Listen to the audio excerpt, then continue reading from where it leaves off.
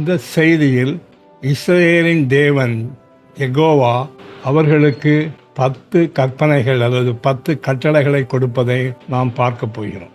இஸ்ரவேல் மக்கள் எகிப்திலிருந்து புறப்பட்டு சீனாய் பாலைவனத்தின் வழியாக நடந்து கொண்டிருக்கும் போது ஒரு நாள் தேவன் மோசேயிடம் ஒரு குறிப்பிட்ட மலையை சொல்லி அந்த மலை மேல் நீ ஏறி வா என்று சொன்னார். அப்பொழுது மோசே அந்த மலைக்கு மேலே ஏறி சென்றான். தேவன் அந்த மலையின் மேல் வந்தார். 40 நாட்கள் 40 இரவும் பகலும் மோசே தேவனோடு கூட தங்கியிருந்தான். 40 நாள் முடிவிலே தேவன் தானாக தயாரித்த 2 கற்பலகைகளை மோசேயிடம் கொண்டு வந்து கொடுத்தார்.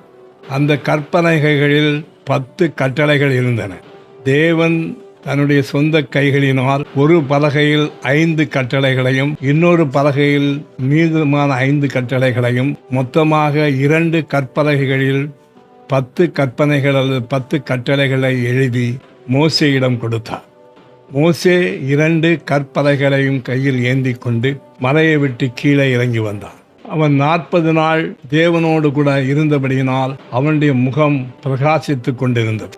பிரகாசித்த முகத்தோடு கூட 10 கற்பனைகள் அடங்கிய 2 கற்பனைகளையும் பலகைகளையும் கையில் ஏந்தி கொண்டு மோசே மலையை விட்டு கீழே இறங்கி இஸ்ரவேல் மக்களிடம் வந்தான்.